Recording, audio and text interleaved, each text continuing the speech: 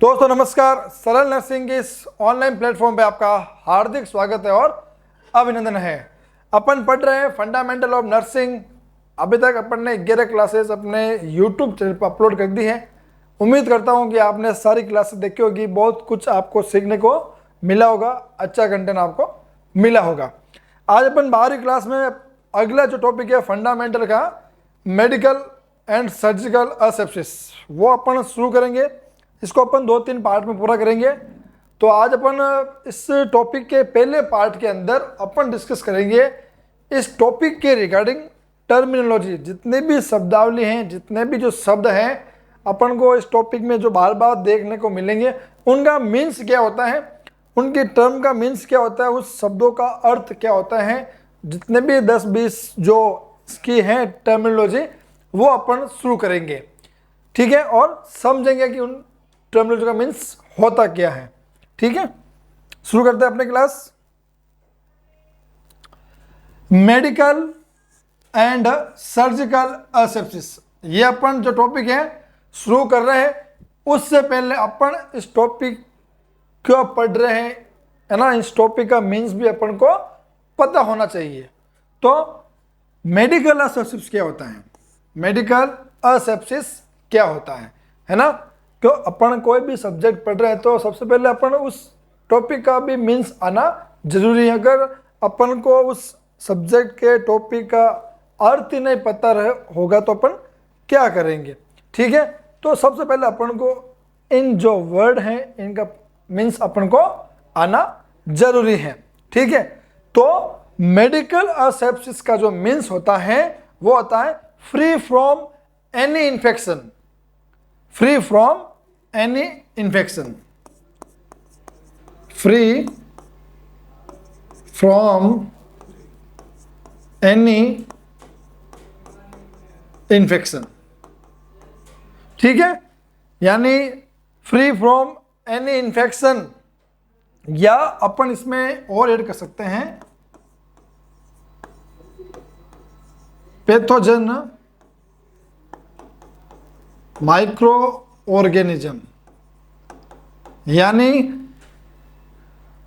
किसी भी प्रोसीजर के अंदर या किसी भी आर्टिकल का इन्फेक्शन फ्री होना क्या कहलाता है, मेडिकल असेप्सिस, है ना।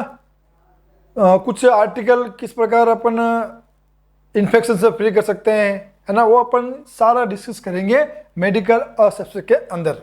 ठीक है, तो मेडिकल असेप्सिस मीन्स होता है फ्री फ्रॉम एनी इन्फेक्शन या पैथोजन माइक्रो ऑर्गेनिज्म। ठीक है, अब जो मेन बात है वो इट इज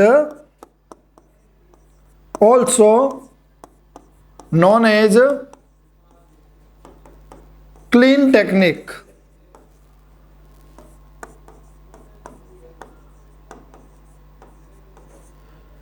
मेडिकल असेप्सिस को क्लीन टेक्निक के नाम से भी जाना जाता है। अगर एग्जाम में क्वेश्चन आ जाए कि क्लीन टेक्निक को डिस्क्राइब कीजिए तो आपको कंफ्यूज नहीं होना है। वो एग्जामिनर है जो आपको मेडिकल असेप्सिस के बारे में ही पूछ रहा है ना, कि अपन को किस प्रकार क्लीन प्रोसीजर को करना है ना, किस प्रकार अपन को आर्टिकल को क्लीन करना है ना, कोई भी किस प्रकार जो प्रोसीजर करना है उस समय अपन को मास्क किस प्रकार पहनना है, हाथ किस प्रकार धोने हैं, गाउन किस प्रकार पहनना है ना, आर्टिकल का अपन को क्लीनिंग कैसे करनी है, ये सारा जो अपन सीखेंगे किसमें, मेडिकल असेप्सिस के अंदर।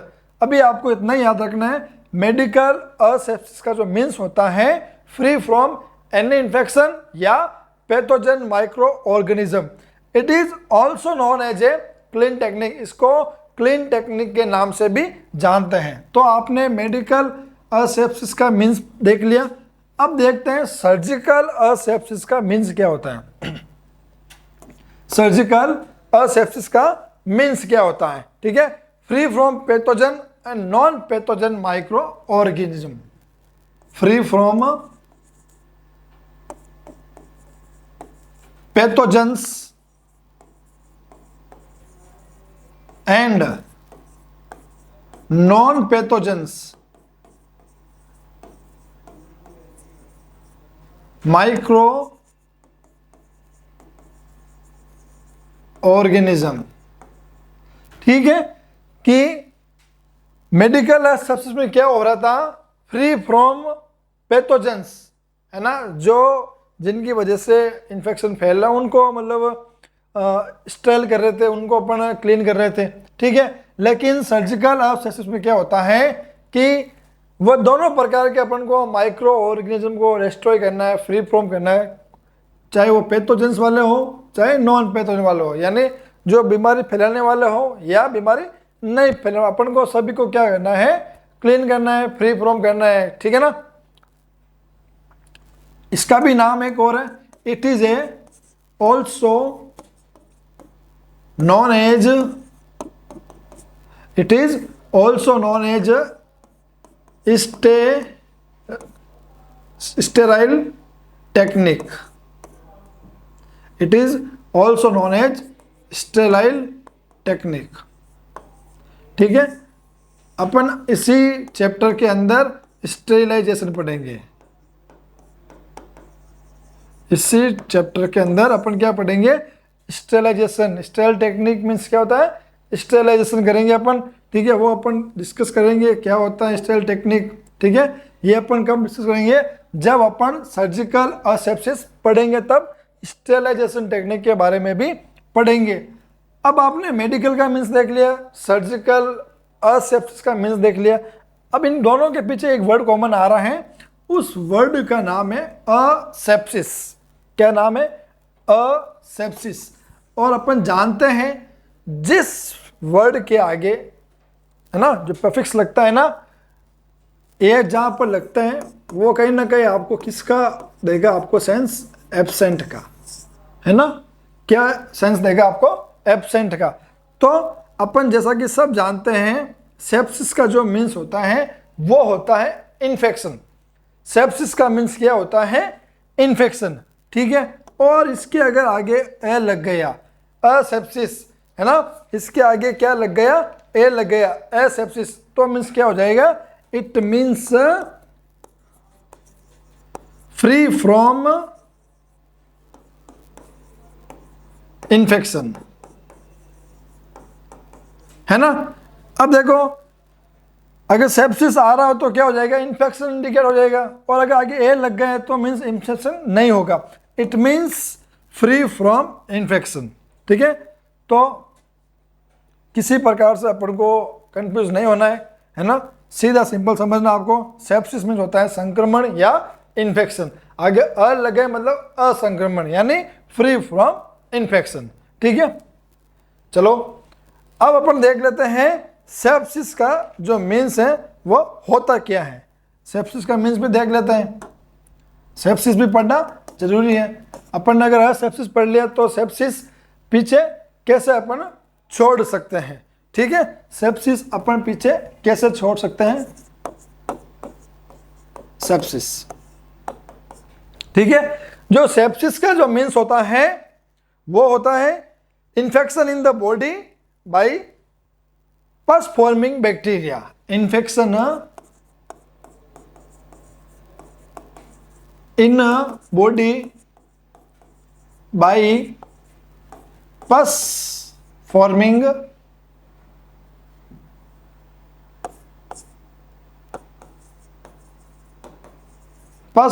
बैक्टीरिया। जो पस फॉर्मिंग बैक्टीरिया उनकी वजह से बॉडी में इंफेक्शन फैलता है उसको अपन क्या कहते हैं, सेप्सिस कहते हैं। ठीक है, इसमें भी आपको कहीं कंफ्यूजन हो चाहिए। अब बात करते हैं स्टेरिलाइजेशन की, कि स्टेरिलाइजेशन होता क्या है। तो इट इज ए मेथड, एक प्रकार का क्या है, it is a method destroy all microorganism, method of destroy all microorganism। ये एक प्रकार का मेथड है जो क्या नष्ट करता है, क्या डिस्ट्रॉय करता है, माइक्रो ऑर्गेनिज्म क्या करता है, डिस्ट्रॉय करता है। अब वो चाहे माइक्रो ऑर्गेनिज्म बहुत हो, चाहे बहुत मीन्स चाहे पैथोजेंस हो बहुत, चाहे वो पैथोजेंस हो या नॉन पैथोजेंस हो, है ना।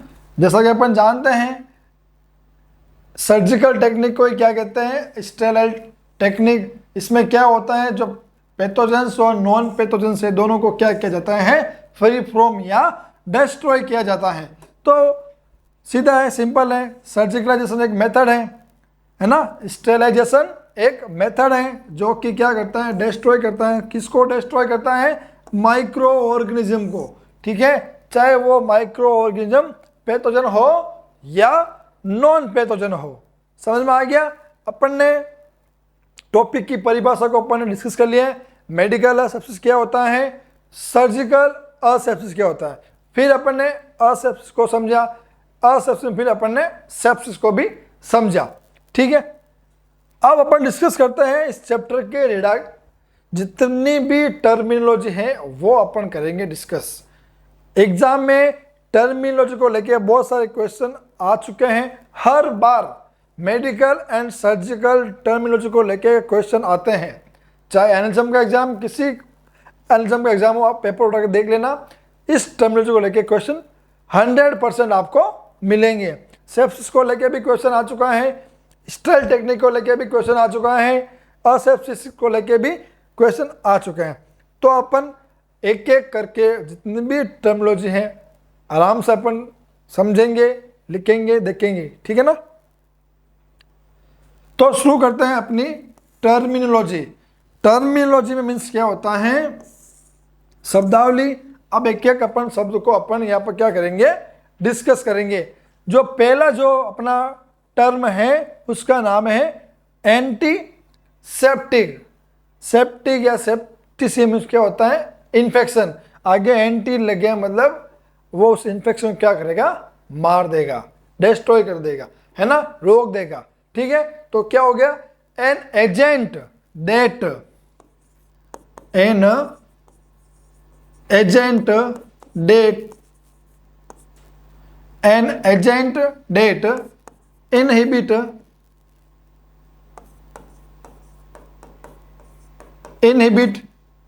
द, ये कौन एंटीसेप्टिक एजेंट होते हैं जो कि इनहिबिटेड करते हैं किसको, growth end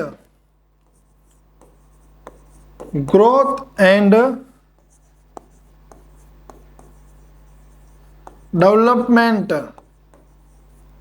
of micro organism without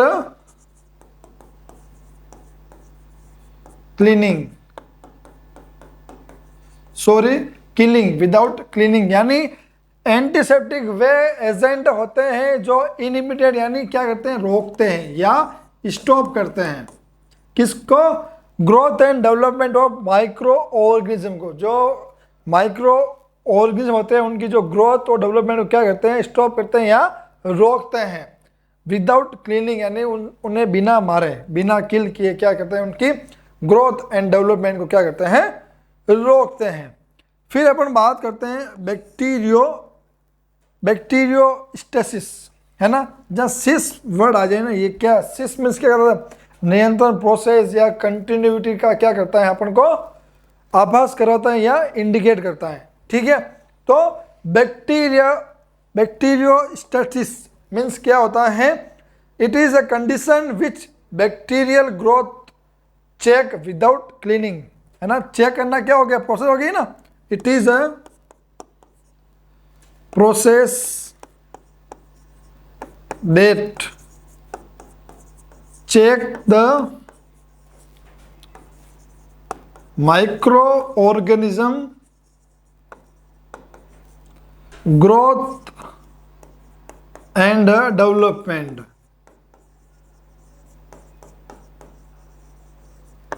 ये भी क्या है, विदाउट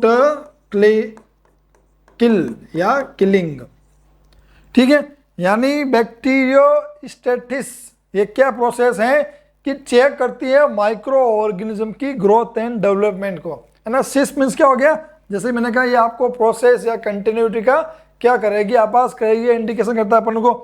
तो एक चेक करना क्या है, एक प्रोसेस ही है। अब क्या प्रोसेस है कि माइक्रो ऑर्गेनिज्म की ग्रोथ एंड डेवलपमेंट को क्या करता है, ये चेक करते हैं विदाउट किलिंग, उन्हें बिना मारे, कि किस प्रकार उसकी ग्रोथ और डेवलपमेंट हो रहा है।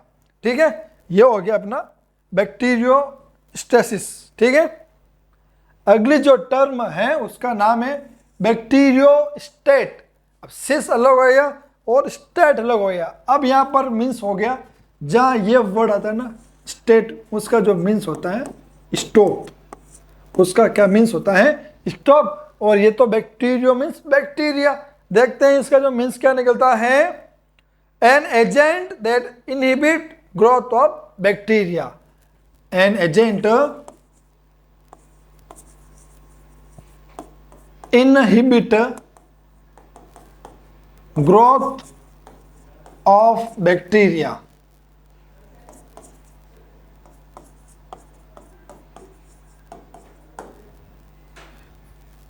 ये क्या कर रहा है, बैक्टीरिया की ग्रोथ को क्या कर रहा है, इनहिबिटेड कर रहा है, या स्टॉप कर रहा है, या क्या कर रहा है, रोक रहा है। ठीक है, उसको अपन कहेंगे बैक्टीरियोस्टेट। अब अपन देखते हैं बैक्टीरियोसाइड, है ना, जहाँ साइड वर्ड्स आ जाए ना वो कहीं ना कहीं आपको, जैसे सुसाइडल है ना, जैसे सुसाइड तो कहीं ना कहीं वो डिस्ट्रॉय है ना, डिस्ट्रॉय का क्या करेगा, आपको इंडिकेशन करेगा या आभास करेगा या डिस्ट्रैक्शन करेगा, डिस्ट्रैक्शन। ठीक है, तो bacteriocide, bacteriocide an agent that has power of killing the bacteria। an agent that power of the killing the bacteria।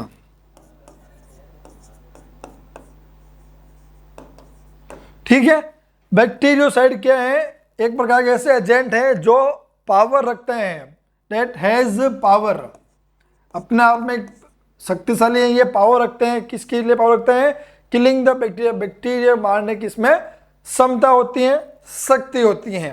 ठीक है, तो साइड मीन्स आ गया डिस्ट्रैक्शन, स्टेज मीन्स आ जाएगा प्रोसेस, और सिस मीन्स आ जाएगा चेक। अब चेक क्या करेगा, growth and development of bacteria. Stop क्या करेगा, ग्रोथ करेगा, किसकी स्टॉप करेगा, बैक्टीरिया की ग्रोथ क्या करेगा, स्टॉप करेगा, रोकेगा।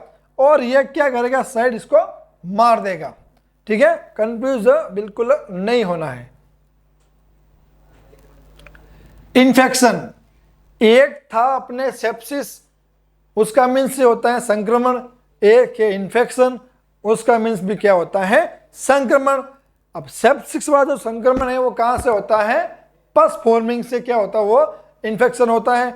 और ये जो इन्फेक्शन है ये क्या होता है, जो बैक्टीरिया है बॉडी में क्या करते हैं, प्रवेश करते हैं, एंट्री लेते हैं, और क्या कर देते हैं, अपना मल्टीप्लेक्शन कर देते हैं बॉडी के अंदर।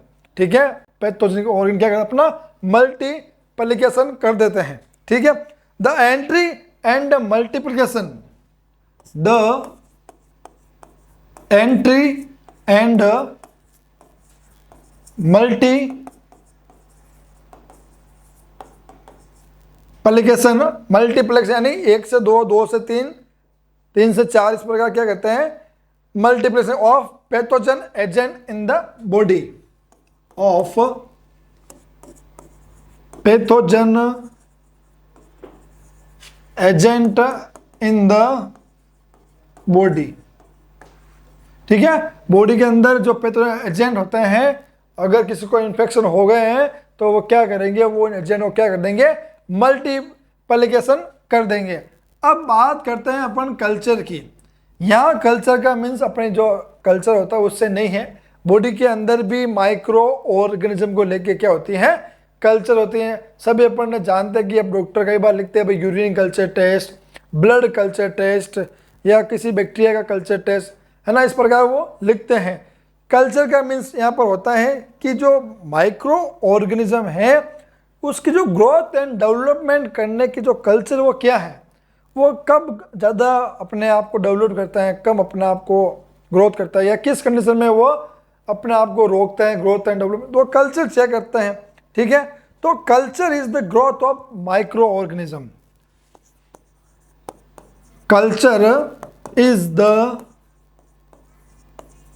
Growth of micro organism. ठीक है, कल्चर क्या है? ग्रोथ ऑफ माइक्रो ऑर्गेनिज्म, यानी चेक करते हैं कल्चर के माध्यम से। अब बात करते हैं अपन ऑटोक्लेव की। ऑटोक्लेव एक प्रकार का मशीन है, ये ऑटोक्लेव है ना। ऑटोक्लेव अपने स्टेरिलाइजेशन टेक्निक में काम आएगी। जब अपन स्टेरिलाइजेशन टेक्निक के बारे में पढ़ेंगे, जब अपन ऑटोक्लेव को विद डायग्राम अपन क्या करेंगे, डिटेल्स इसको करेंगे डिस्कस। अभी हमें ऑटोक्लेव के जो मीन्स होता है वो अपन पढ़ना है। तो ऑटोक्लेव किस में काम में लिया जाता है? स्टेरिलाइजेशन टेक्निक में काम लिया जाता है। तो it is a process of sterilisation. Autoclave एक क्या है? स्टेरिलाइजेशन प्रोसेस है। ठीक है, वहीं अपन अगर बात करते हैं क्रॉस इन्फेक्शन कि क्रॉस इन्फेक्शन क्या है? अब इन्फेक्शन तो है ही है, लेकिन क्रॉस इन्फेक्शन क्या है? तो cross infection it is the infection of client with disease other than cross infection communicable occur in the hospital. यानी जो पेशेंट है, एक पेशेंट है जो ऑलरेडी हैज ए डिजीज, ठीक है, उसको ऑलरेडी पहले से क्या है, उसको संक्रमण है, उसको इन्फेक्शन है, उसको बीमारी है, लेकिन जब वह उसको हॉस्पिटल में इलाज करने के लिए जाता है तो वहां पर उसको क्या हो जाता है? एक कोर इन्फेक्शन हो जाता है। Hospital in more infection occur, तो उसको अपन कहते हैं क्रॉस इन्फेक्शन। यानी कोई पेशेंट है जो ऑलरेडी इन्फेक्टेड है, लेकिन उसको एक कोर इन्फेक्शन हो जाता है जब वो हॉस्पिटल जाता है, तो उस टर्म को अपन बोलेंगे क्रॉस इन्फेक्शन। ठीक है, कि उसको ऑलरेडी विद द डिजीज, यानी उसको ऑलरेडी एक प्रकार का इन्फेक्शन है और वो जब हॉस्पिटल अपने आप को इलाज करने के लिए जाता है तो उसको एक और इन्फेक्शन हो जाता है, तो उसको अपन कहेंगे क्रॉस इन्फेक्शन। अगला अपना जो है ड्रॉपलेट इन्फेक्शन। ये जो वर्ड है अपन पूरी मेडिकल एंड सर्जिकल ऑब्स्टेट्रिक्स की जो अपने टॉपिक में बार बार आपको देखने को मिलेगी। ठीक है, तो जो ड्रॉपलेट इन्फेक्शन है, infection of individual by the fine particle, infection of the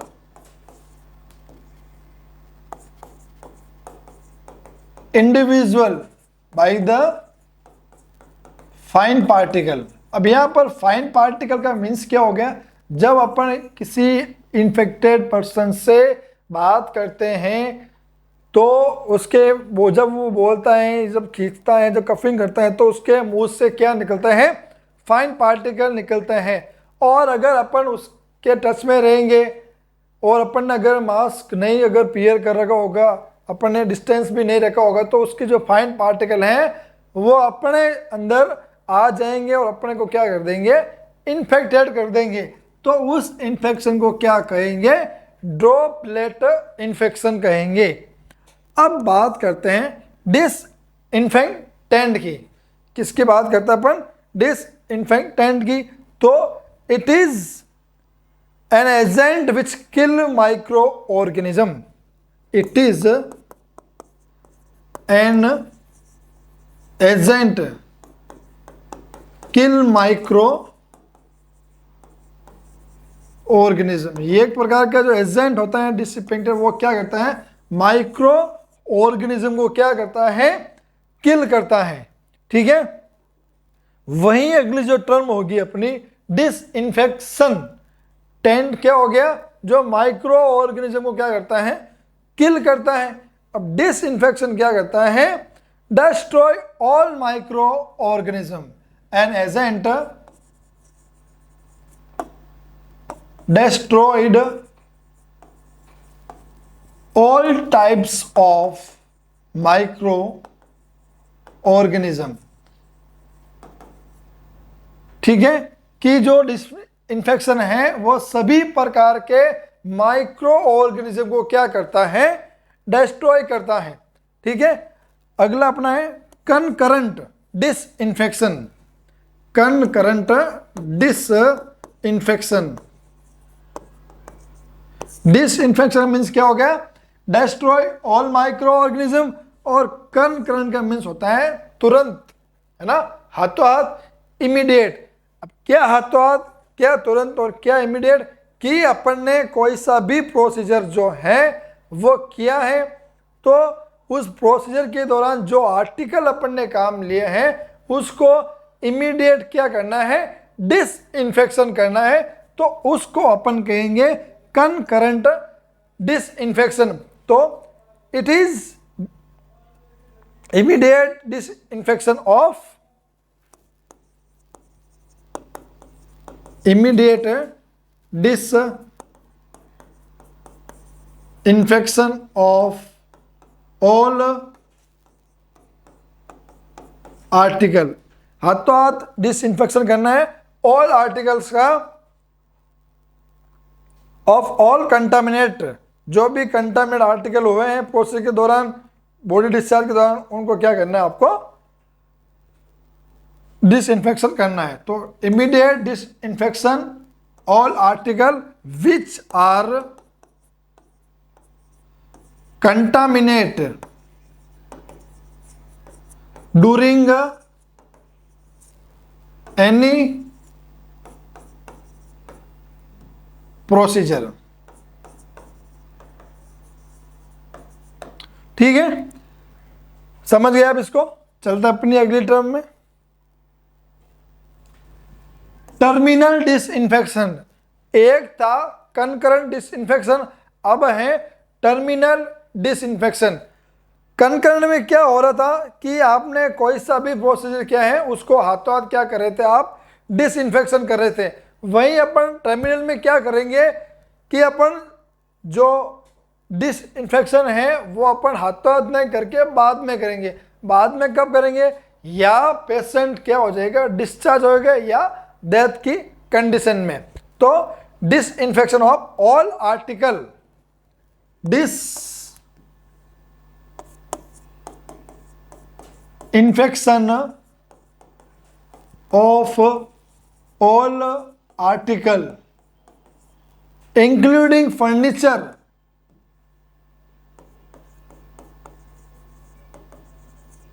include furniture. अब फर्नीचर में जो भी वो यूज करता है ना, पास में जो लॉकर रहता है, जो बेड है, चेयर्स रहती हैं, है ना, उनको भी क्या करना है, आर्टिकल के साथ साथ डिसइंफेक्शन करना है।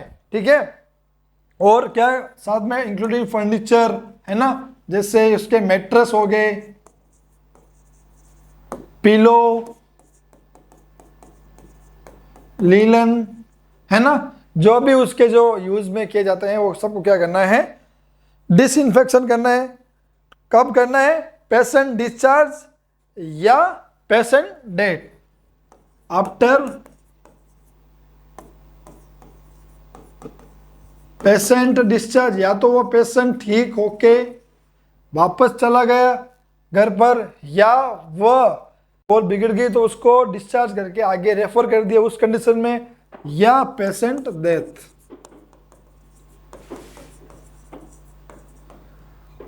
अब अपन देखते हैं फॉर्मिगेशन, कि फॉर्मिगेशन मीन्स क्या होता है। Fumigation is the process of disinfection. Fumigation एक डिसइंफेक्शन की क्या है, प्रोसेस है।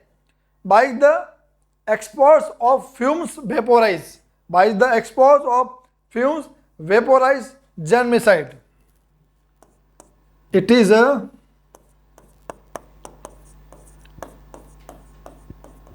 process of disinfection by the, एक प्रकार की प्रोसेस है, किसकी, डिसइंफेक्शन की प्रोसेस है। By expose fumes of vaporized germicide.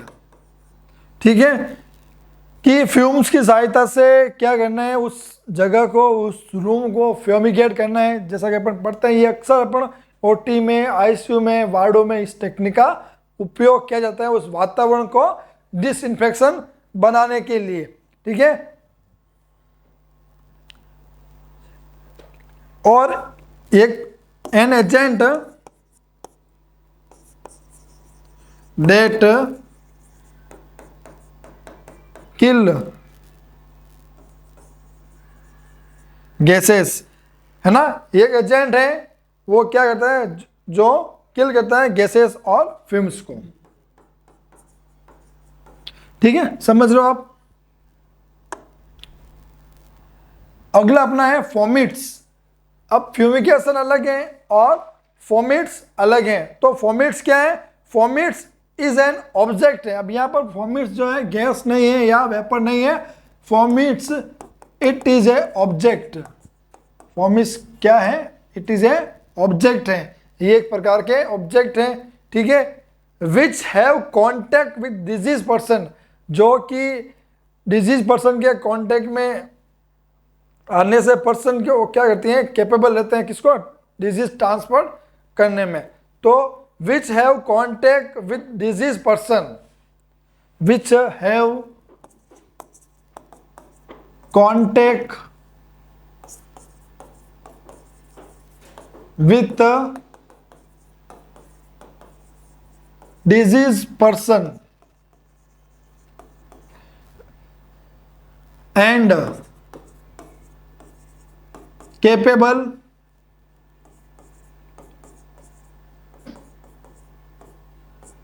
for the transmitted of disease या माइक्रो ऑर्गेनिज्म। ठीक है, अब आपको ऐसे तो समझ में आएगा नहीं, मैं इसके आपको एक अच्छा एग्जाम्पल दे रहा हूं। स्पून, स्पून मीन्स चम्मच। क्या हो गया, स्पून मीन्स चम्मच। तो चम्मच क्या है, अगर कोई इन्फेक्टेड पर्सन है या कोई पेशेंट है, अगर वो एडमिशन के दौरान हॉस्पिटल में जब एडमिट रहता है उसके दौरान कोई चम्मच जिससे खाना खाता है अगर वो यूज करता है, काम में लेता है, तो ये जो स्पून है अपने मेडिकल टर्म में उसके लिए क्या होगा, फॉर्मेट्स होगा, उसके कांटेक्ट में होगा वो चम्मच। अब वो चम्मच क्या है, इतना कैपेबल है कि अगर उस चम्मच को और कोई यूज करेगा तो वो जो है इन्फेक्शन ट्रांसमिट कर देगा, जो डिजीज है वो दूसरे पर्सन में क्या कर देगा, ट्रांसमिट कर देगा। ठीक है, ये होता है फॉर्मेट्स। अगला है अपना गार्बेज। आप सभी जानते हैं गार्बेज क्या होता है, waste material arising from preparation of cooking food. Waste material arising from cooking food, कि खाना बनाते समय जो वेस्ट मटेरियल अराइज होता है उसको अपन कहते हैं गार्बेज कहते हैं। ठीक है, अगला है अपना इम्यूनाइजेशन। सभी आप जानते हैं इम्यूनाइजेशन क्या है।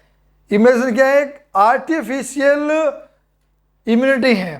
ठीक है, create artificial immunity against particular disease, create artificial immunity against particular disease.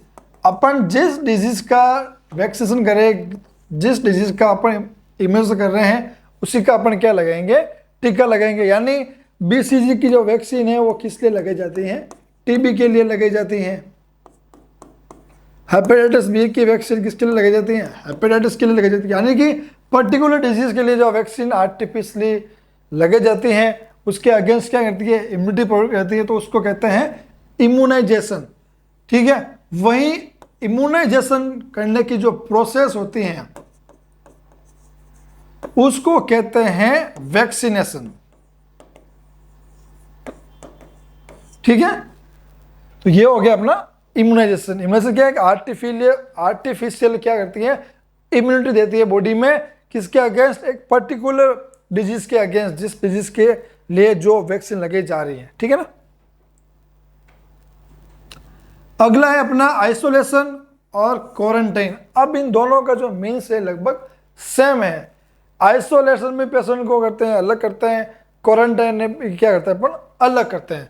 अब देखते हैं आइसोलेशन का मीन्स क्या होता है। इसमें अपन क्या करते हैं? सेपरेट।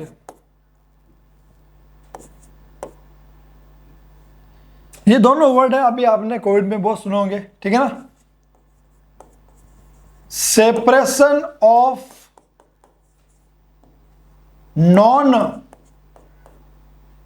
सेपरेशन ऑफ इन्फेक्टेड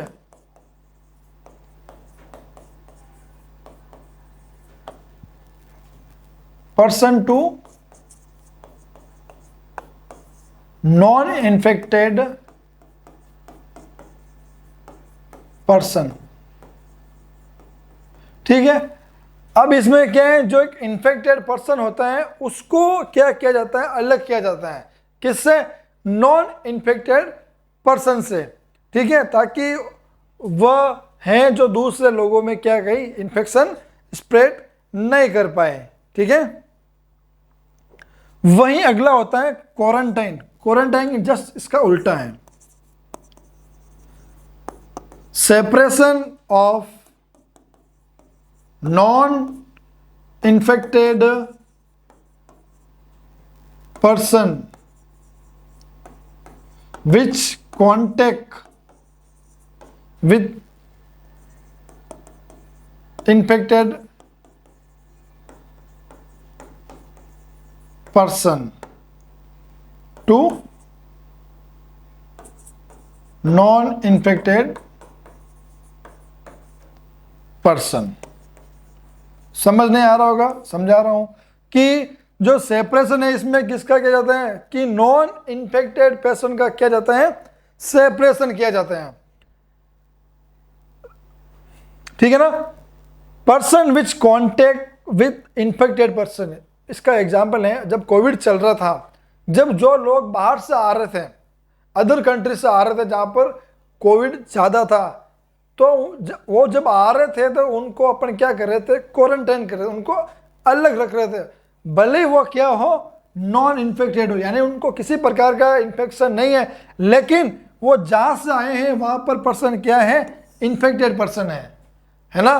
तो अपन उनको क्या कर रहे थे? कुछ समय के लिए, कुछ वीक के लिए अपन उनको क्या कर रहे थे? क्वारंटाइन कर रहे थे। किससे? नॉन इन्फेक्टेड पर्सन, जो पर्सन इन्फेक्टेड नहीं है उनसे अपन क्या कर रहे थे? क्वारंटाइन कर रहे थे। यानी आइसोलेशन में क्या हो रहा है? इन्फेक्टेड पर्सन को अपन क्या कर रहे हैं? आइसोलेट कर रहे हैं, अलग कर रहे हैं। और क्वारंटाइन में क्या है? अपन नॉन इन्फेक्टेड पर्सन को क्या कर रहे हैं? आइसोलेट कर रहे हैं या क्वारंटाइन कर रहे हैं या अलग कर रहे हैं, क्योंकि वो जहां से आए हैं, वो जिस जगह से आए हैं वहां पर क्या था? इन्फेक्टेड पर्सन ज्यादा थे, या वो जिससे मिल के आए वो क्या है? इन्फेक्टेड पर्सन है। तो अपन उनको क्या करेंगे? कुछ दिन के लिए क्वारंटाइन कर देंगे। अगर वो जिस पर्सन से जो इन्फेक्टेड पर्सन है उससे अगर कांटेक्ट में आया होगा तो वो भी क्या हो जाएगा? इन्फेक्टेड हो जाएगा, है ना। और अगर नहीं आओगे तो वो उसको कुछ दिन बाद, 7 दिन 10 दिन बाद उसको ऊपर वापस अपन उसको बाहर निकाल देंगे। ठीक है। अब अगर उसको अपन क्वारंटाइन नहीं करेंगे तो वो वापस क्या करेगा? नॉन इन्फेक्टेड पर्सन से मिलेगा और उसको भी क्या कर देगा? इन्फेक्टेड कर देगा। इस तरह क्या हो जाएगी? जो इन्फेक्शन है वो बढ़ता रहेगा। ठीक है, समझ गए आप आइसोलेशन और क्वारंटाइन में डिफरेंट। अब बात करते हैं पोर्टल ऑफ एंट्री और पोर्टल ऑफ एग्जिट। तो पोर्टल ऑफ जो एंट्री होती है ये पाथवे होता है। किसका पाथवे? किसका रास्ता होता है? ये microorganism enter the body, है ना। कि जिस पाथवे से where micro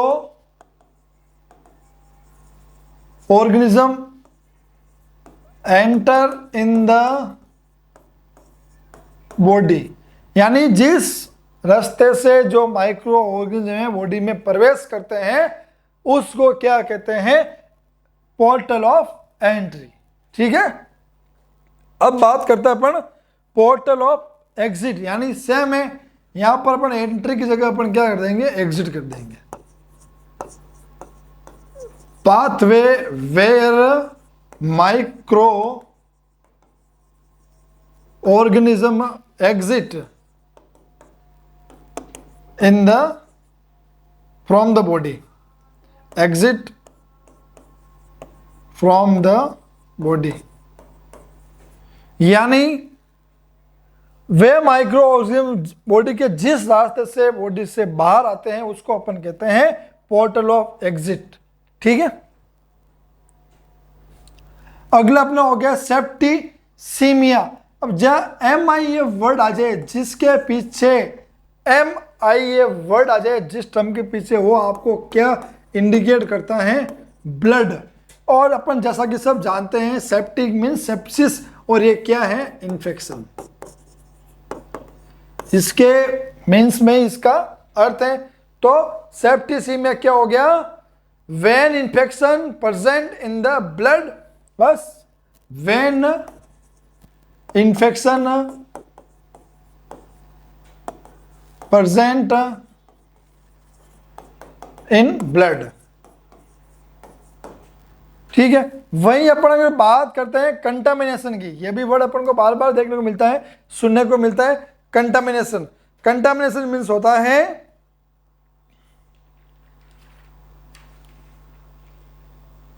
become soiling and dirty, become soiling and dirty, या ना किसी के कांटेक्ट में आकर खुद सॉइलिंग या डर्टी के कांटेक्ट में आकर क्या बन जाता है, खुद अपन इन्फेक्टेड बन जाते हैं। कंटामिनेशन जैसे अपन ने अगर कंटामिनेट आर्टिकल टच किया है तो अपन खुद उस आर्टिकल से क्या हो जाएंगे, कंटामिनेट हो जाएंगे, तो उसको अपन बोलेंगे बिकम सॉइलिंग एंड डर्टी। ठीक है, कंटामिनेशन। नोजोक्रोमियल इन्फेक्शन, नोजोक्रोमियल इन्फेक्शन को अपन किस नाम से जानते हैं, hospital acquired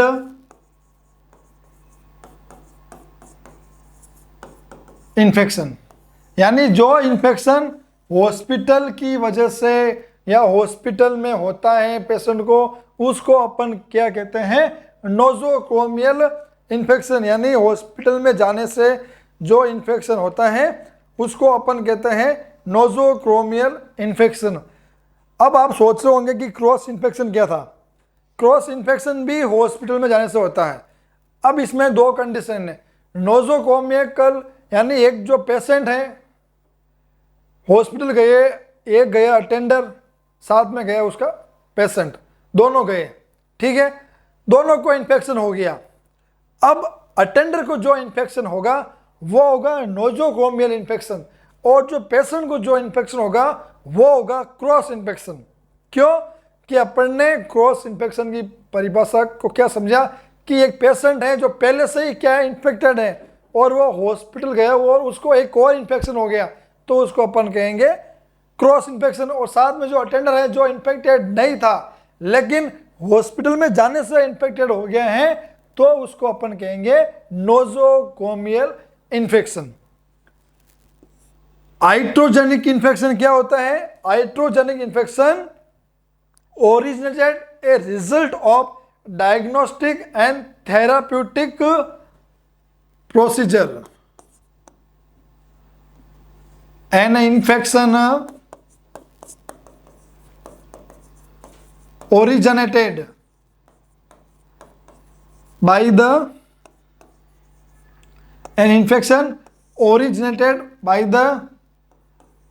diagnostic and therapeutic procedure, यानी ये वे इन्फेक्शन है आइट्रो इन्फेक्शन की या तो डायग्नोस्टिक प्रोसीजर या थेराप्यूटिक प्रोसीजर के दौरान जो इन्फेक्शन होते हैं उसको कहते हैं आइट्रोजेनिक इन्फेक्शन।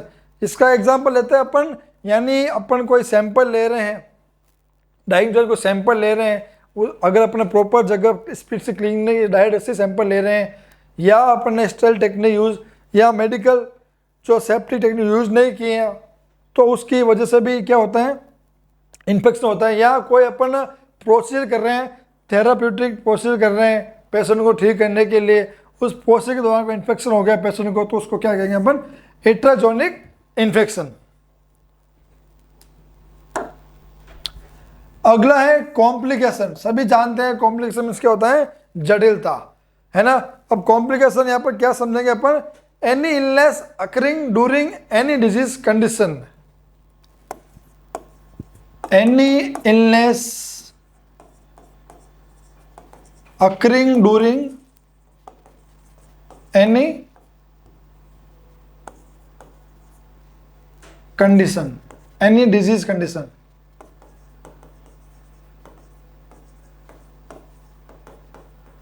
ठीक है, यानी जो पेशेंट है वो ऑलरेडी इलनेस है और उसी के दौरान एक और डिजीज कंडीशन हो गई है, तो उसको कहेंगे अपन कॉम्प्लिकेशन। एग्जाम्पल पे तौर पे मैं कह रहा हूं, अगर मान लो किसी को फीवर है, अब फीवर किसी डिजीज कंडीशन है, ठीक है, तो मान लो फीवर की वजह से और कौन कौन सी डिजीज कंडीशन हो सकती हैं, है ना। उसका हेडेक हो सकता है ना, बॉडी टेम्परेचर, वो शॉक में जा सकता है कि उसका टेम्परेचर अब ज़्यादा होगा तो, ठीक है। तो बहुत सारी जो उसके कॉम्प्लिकेशन फीवर की वजह से भी हो सकते हैं, ठीक है। कोलोनाइजेशन, कोलोनाइजेशन का जो मीन्स होते हैं, कोलोनाइजेशन मीन्स क्या होता है, entry of any micro organism with growth and development in host and forming the colony. Entry of any microorganism, entry of any microorganism with growth and development, ठीक है, कि ऐसे माइक्रो ऑर्गेनिज्म जो growth and development के साथ body में entry होती हैं और वो क्या करते हैं, इन host development, in host and forming the colony,